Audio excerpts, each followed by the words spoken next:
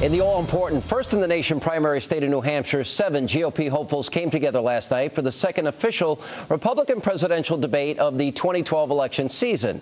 Now, the candidates focused largely on America's flailing economy and how they would handle the mess differently than our current president.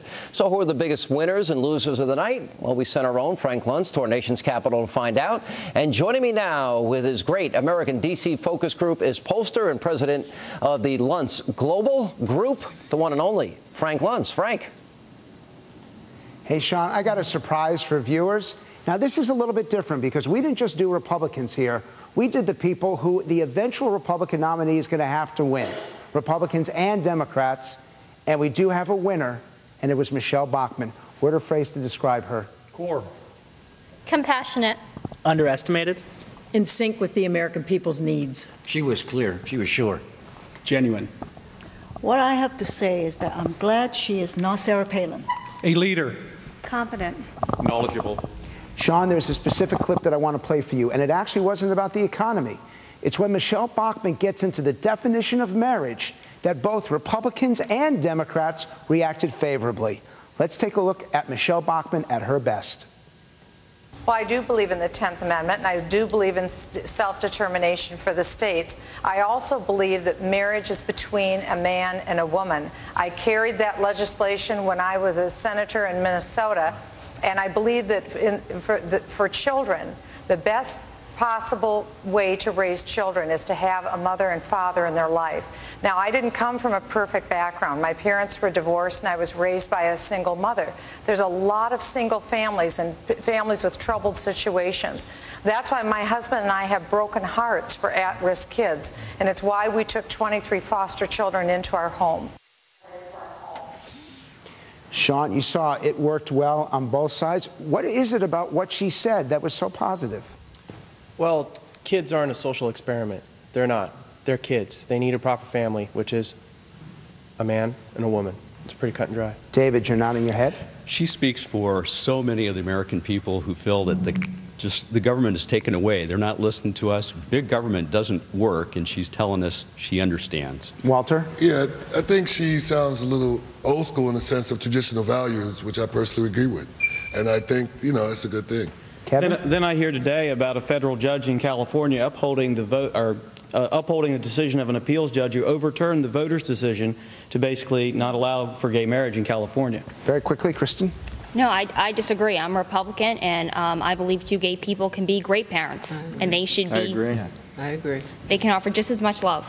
Sean, it's a surprise to me because half of these people behind me voted for Barack Obama and half voted for John McCain. And Michelle Bachmann's always been considered the more conservative of the candidates. And yet, at least on this topic, she relates to most of the people behind me. Frank, it's interesting, and I wanted to ask people how much this played a factor. She did have 23 foster kids, and I was watching those lines very closely. And when she started talking about her raising 23 foster children, along with her 5 children, it seemed like that became very relatable for most people. Was that a big factor? Are you a father? Yes. Did you relate when she talked about the 23? Yes, I did. I sensed the sincerity in what she was saying, and that was a piece of information I've never heard about her before. Either of you guys? Yeah, I completely agree with her. But I also think that Ron Paul hit that question right on the nail, right on the head. Michael? Well, I think it puts her money where her mouth is, because she's actually going out and she has these foster kids where a lot of people say, well, it should, marriage should be between a man and a woman, but they're not out there adopting or fostering other children. So she's actually doing that. She's walking the walk. There's one other segment, Sean, that I want to show you, which is Newt Gingrich. It's gotten a lot of publicity. Watch the lines when Gingrich talks about who he would allow in his cabinet. Let's take a look. The Pakistani who immigrated to the U.S., became a citizen, built a car bomb, which luckily failed to go off in Times Square, was asked by the federal judge, how could he have done that when he signed and when he swore an oath to the United States? And he looked at the judge and he said, you're my enemy. I lied. Now, I just want to go out on a limb here. I am in favor of saying to people, if you're not prepared to be loyal to the United States, you will not serve in my administration, period. Do you guys agree with that? Yeah. Absolutely. Again, who agrees with it? Wow, that's pretty strong. Your reaction? Americans forget too quickly. We forget about the coal. We forget about 9/11. We are at war, whether we need to pull out of Afghanistan and the other areas we're currently in. We need to always remember and have it at the forefront of our mind that we are under attack. You're one of the youngest people here. Your reaction? Yeah, I completely agree with Newt Gingrich. I think he's a strong contender because of his clear thoughts. Gerald? I have a lot of Arab friends in D.C. I mean, it negatively affects what I believe that a contender should be doing. So and you're then against drawing. I'm against him. So you oppose what he said? I'm opposed to what he said, but I understand the It's a shame that context. too many schools have stopped the Pledge of Allegiance. You agree with that? Yes. Absolutely. Yes. So I got a question. Is how much are these cultural issues and these moral issues going to play a role in whom you decide to vote for? A lot. A lot? So when the politicians are talking only about the economy, you said they should be talking about values. Absolutely. Yes or no? Yes. The focus needs to be the economy, and the social issues can be a complement to where they stand, because principally they should be on the right or the left side when it comes to every single issue. Great. I want to break here. Sean, when we come back, we've got more stuff to show you, a couple more incredible sound bites from two of the presidential contenders, but there's a lesson here. It can't just be about the economy. There's other things that matter to the American people. All right, Frank Luntz, we're going to come back. I also want to know what your focus group thinks of Barack Obama. We'll get to that and how the other candidates did as we continue with Frank Luntz and his All-American focus group right here on Hannity. Glad you're with us. And we continue now with more from pollster president of Luntz Global, the one and only Frank Luntz, and his Great American D.C. focus group. Frank, before we go to any more dials, which I think are really informative, I wanted to ask, because you have Democrats and Republicans there, if they were to grade President Barack Obama, what grade would they give him? I love that. A, B, C, D, or F? F minus. Who gives him a, okay, we know what Charlie thinks. Who gives him an A? Raise your hands. Sean, only 2 people. Who gives him a B? We got it up to 5. Who gives him a C? Still not a majority. Who gives him a D? And who gives him an F? I'd give him an A if he resigned right now. That's pretty strong. Just back row very quickly. One word or phrase to describe Barack Obama so far? Absent. Arrogant. Willing to compromise. Weak. Resilient. Realistic. Unconstitutional. Pragmatist. Unsure. Very divided. Now, Sean, I want to show you a clip from Mitt Romney where he talks about the spending and the impact that it's going to have on future Americans. One of the best style clips of the entire evening. Let's take a look. What happens if we continue to spend time and time again, year and year again, more money than we take in? What we say to America is, at some point you hit a wall. At some point, people around the world say, I'm not going to keep loaning money to America to pay these massive deficits, pay for them, because America can't pay them back, and the dollar's not worth anything anymore. In that circumstance, we've settled our future, the future for our kids in a way that is just unacceptable. Now, we're a very divided country. How many, by a show of hands, thinks that Washington spends too much? At least we agree on that, and that's pretty significant.